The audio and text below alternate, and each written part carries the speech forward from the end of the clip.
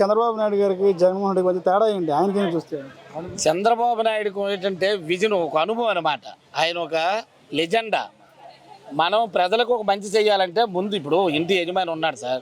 నేను ఇంటి యజమాని, గ్రామానికి సర్పంచ్గా, పాలకులుగా ముందు వనరులు ఎక్కడ ఉన్నాయి, అభివృద్ధి మనం ఎలాగైతే మనం ఖజానాకి డబ్బు తేవాలో చూసిన తర్వాత మనం అభివృద్ధి మీద దృష్టి పెట్టాలి. వీడు బటన్ ఏడు చేశాడు, బటన్ నొక్కడం అంటే ఏంటి? అప్పులు చేసి గుల్ల చేసి 10 రూపాయలు బటన్ నొక్కితే 90 రూపాయలు మన ఖజానాకి వెళ్ళిపోయింది తప్ప అభివృద్ధి ఎక్కడా లేదు. ఎక్కడ చూసినా గుంతలమయం. మా గ్రామంలో ఒక రోడ్డు కానీ ఒక డ్రైనేజ్ కానీ 5 ఏళ్ళ పాలనలో వేయలేదు. ఇవాళ మా గ్రామం చూస్తే సస్యశ్యామలంగా ఉంది అభివృద్ధి విషయంలో. రోడ్లు కానీ డ్రైనేజ్. డీబీటీ పద్ధతిలో కోట్లాది రూపాయల సంక్షేమం ఇచ్చని చెప్పి జగన్ చెప్తారు. డీబీటీ పద్ధతిలో బటన్ నొక్కే ద్వారా కోట్లాది రూపాయలు అది ప్రతి సంక్షేమానికి అందించిన వ్యక్తిని సోమరబోత్తనం చేసి వాడికి పని కల్పించకుండా, పని చేసేవాడికి డబ్బు లేకుండా సోమరబోత్తనం. అది బటన్ నొక్కితే సంక్షేమం కాదు, అభివృద్ధి ముందుకెళ్ళాలి. నువ్వు 3 రాజధానులు అన్నారు.